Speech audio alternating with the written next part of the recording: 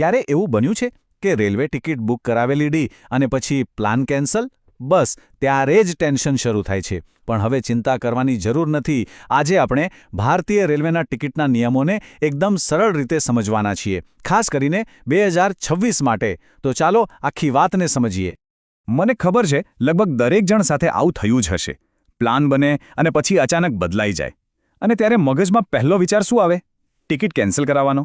કેટલા પૈસા મળશે? મળશે પણ કે નહીં? બસ આ બધા જ સવાલોનો જવાબ આજે આપણે શોધીશું.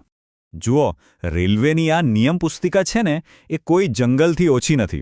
પણ ગભરાશો નહીં.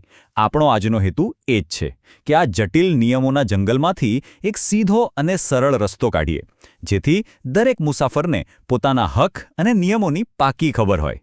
સારું, તો કોઈ પણ રેલવે મુસાફરીનો પહેલો પડાવ કયો? ટિકિટ બુકિંગ, બરાબર? તો ચાલો શરૂઆત ત્યાંથી જ કરીએ. બુકિંગ કેવી રીતે થાય અને ક્યારે થાય એ સમજીએ. ટિકિટ બુક કરાવવા માટે સૌથી જરૂરી વસ્તુ છે ટાઈમિંગ. અહીંયા ટાઈમિંગનો જ ખેલ છે. જો તમે એડવાન્સમાં પ્લાનિંગ કરતા હોવ તો 60 દિવસ પહેલાં બુકિંગ કરાવી શકો છો. પણ જો છેલ્લી ઘડીએ ટિકિટ લેવી હોય તો યાદ રાખજો, જનરલ કોટા સવારે 8 વાગે ખુલે છે અને તત્કાલ માટે, એસી ક્લાસ માટે સવારે 10 વાગે અને સ્લીપર માટે સવારે 11 વાગે તૈયાર રહેવું પડે છે.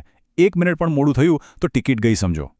ચાલો, ટિકિટ તો બુક થઈ ગઈ, પણ હવે આવે છે સૌથી મોટો સવાલ. જો પ્લાન કેન્સલ કરવો પડ્યો તો? બસ હવે એ જ વાત કરીએ. સામાન્ય ટિકિટ કેન્સલ કરાવવાના નિયમો શું છે એ જોઈએ.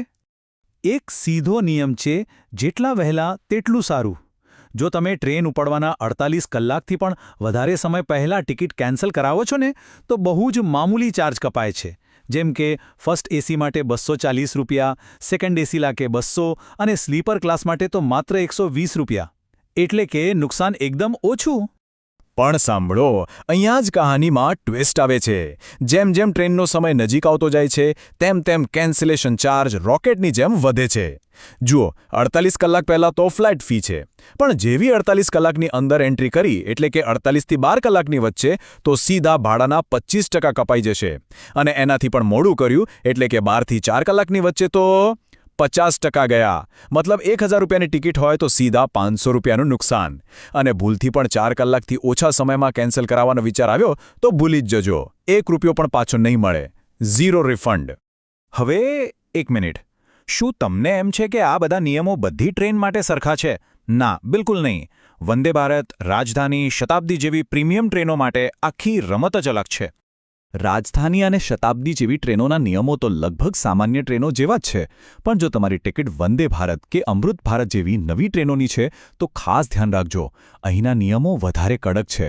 અહીંયા કેન્સલેશન વિન્ડો અને ટકાવારી ફીનો હિસાબ અલગ રીતે ગણાય છે. એટલે પ્લાન બદલાય તો નુકસાન પણ વધારે થઈ શકે છે. સારું, સામાન્ય ટ્રેન અને સ્પેશિયલ ટ્રેનની વાત તો થઈ ગઈ, પણ હજી કેટલાક ખાસ કિસ્સાઓ બાકી છે. ચાલો હવે રિફંડના કેટલાક એવા સિનારીઓ જોઈએ જે મોટાભાગના લોકોને મૂંઝવતા હોય છે. હવે આવે છે તત્કાલ ટિકિટ. નામ પરથી જ ખબર પડે છે, તત્કાલ એટલે કે તાત્કાલિક મુસાફરી. આ ટિકિટ મુસાફરીના બરાબર 1 દિવસ પહેલાં મળે છે અને એટલે જ એના રિફંડના નિયમો પણ એકદમ અલગ અને કડક હોય છે. આ નિયમ તો મગજમાં બરાબર ફિટ કરી લેજો. જો તમારી તત્કાલ ટિકિટ કન્ફર્મ થઈ ગઈ અને પછી તમે એને કેન્સલ કરાવો છો તો તમને ઝીરો રિફંડ મળશે, ₹1 પણ નહીં. હા, પણ જો તમારી તત્કાલ ટિકિટ વેઇટિંગ લિસ્ટમાં જ રહી ગઈ, કન્ફર્મ ન થઈ, તો એ કિસ્સામાં તમને રિફંડ પાછું મળી જશે. આરએ અને વેઇટિંગ લિસ્ટ, આ 2 શબ્દોથી ઘણા લોકો ગૂંચવાય છે. તો સમજી લો, જો તમારી ટિકિટ આરએસી કે વેઇટિંગ લિસ્ટમાં છે અને તમે ટ્રેનનો ચાર્ટ બને એ પહેલાં એને કેન્સલ કરાવો છો, તો માત્ર ₹60 જેવી નાની રકમ કપાઈને બાકીનું રિફંડ મળી જશે. અને સૌથી સારી વાત, જો ચાર્ટ બની ગયા પછી પણ તમારી ટિકિટ વેઇટિંગમાં જ રહી, કન્ફર્મ ન થઈ, તો તમારે કંઈ જ કરવાની જરૂર નથી. રેલવે આપમેળે જ તમને પૂરેપૂરું રિફંડ આપી દેશે.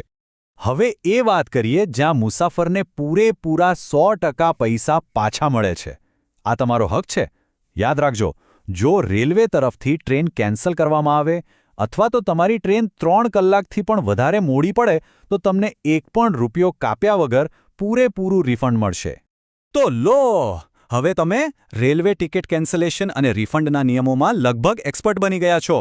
પણ એક સવાલ તો રહે જ છે, શું આ નિયમો 2026 સુધી એવા ને એવા જ રહેશે? કહેવાય નહીં, નિયમો સમય સાથે બદલાતા રહે છે. એટલે સૌથી સારી સલાહ એ જ છે કે મુસાફરી કરતા પહેલા હંમેશા લેટેસ્ટ નિયમો એકવાર ચેક કરી લેવા. સફર મંગલમય રહે.